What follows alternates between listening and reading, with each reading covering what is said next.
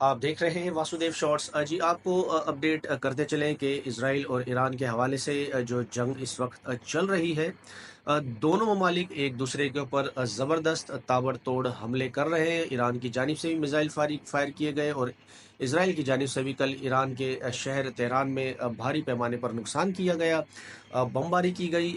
یہ تو ہو گیا معاملہ۔ اب بعض گش اس طرح کی چل رہی ہے کہ ایران میں جو ہے وہ شاید رجیم چینج کروانا پڑے، رجیم چینج کرنے کا پلان ہے اسرائیل کا، وہ یہ کہہ چکے ہیں۔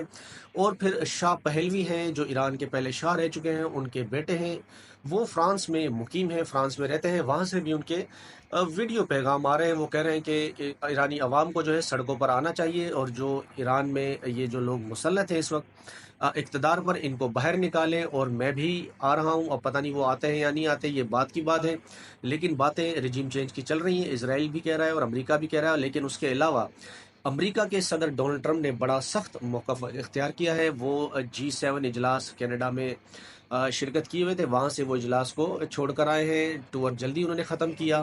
ڈونلڈ ٹرمپ جب واپس امریکہ آئے تو انہوں نے آ کر ایران کے حوالے سے دو چار بڑے سخت بیان دیے۔ ایک تو انہوں نے کہا کہ آپ کو ہم نے موقع دیا تھا ٹیبل پر بیٹھنے کا، اور آپ نے وہ موقع ضائع کر دیا۔ جب تک ایران جوہری ہتھیاروں کو حاصل کرنے کے پروگرام سے پیچھے نہیں ہٹ جاتا، تب تک ان کے ساتھ کوئی بات نہیں ہوگی۔ پھر انہوں نے ایک بیان اور بھی دیا کہ جو آیت اللہ خمینی ہیں، ایران کے لیڈر ہیں، روحانی پیشوا ہیں، ان کی لوکیشن جو ہے ہمیں معلوم ہے، ہم انہیں مار سکتے ہیں، لیکن ہم انہیں مار نہیں رہے، ایسا کہنا ہے ڈونلڈ ٹرمپ کا۔ ہم چاہتے ہیں، انہوں نے کہا کہ ہم معصوم ایرانیوں کو نہ ماریں۔ اس کے علاوہ انہوں نے کہا کہ جو ایران کی پوری جو لوکیشن ہے، فضائیہ ہے، ان پر ہمارا کنٹرول ہے۔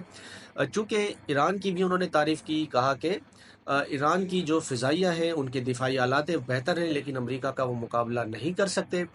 اس طرح کی بات وہ کر رہے ہیں۔ پھر اس کے بعد انہوں نے جو آخر ٹویٹ کیا ہے، پیغام جاری کیا، انہوں نے کہا کہ ایران کو کہ آپ کمپلیٹ سرنڈر کریں، انکنڈیشنل، تو پھر آگے بات چلے گی۔ پھر امریکہ جب ڈونلڈ ٹرمپ آئے ہیں تو ایک وار سچویشن ٹائپ کا ایک روم جو ہے وہ کریٹ کر دیا گیا، اور ڈونلڈ ٹرمپ سے جو ان کے مشیران ہیں ان کی ملاقات ہوئی ہے، اور اس میں اب فیصلہ یہ کرنا ہے کہ امریکہ اسرائیل کی اور ایران کی اس جنگ میں کودے یا نہ کودے۔ تو ابھی تک فیصلہ کوئی ہو نہیں پایا باقاعدہ سے۔ JD وینس وہ اور امریکی صدر ڈونلڈ ٹرمپ اور دیگر لوگ اس بات کو لے کر چرچا کر رہے ہیں کہ ہمیں جانا چاہیے یا نہیں۔ اب دیکھتے ہیں امریکہ جاتا ہے یا نہیں، یہ بات کی بات ہے، لیکن دیگر عالمی ممالک جو ہے وہ اس بات پر زور دے رہے ہیں کہ دونوں فریقین بیٹھیں۔ اور پہل تو یہ اسرائیل نے کی تھی، چائنا کے بھی اس پر ایک بیان آیا ہے کہ اس طرح نہیں ہونا چاہیے۔ ایک تو اسرائیل نے غلطی کی، پہلے انہوں نے حملہ کیا، اور پھر آپ جو متاثر ہیں انہی کو آپ دبا رہے ہیں، اور دنیا جو ہے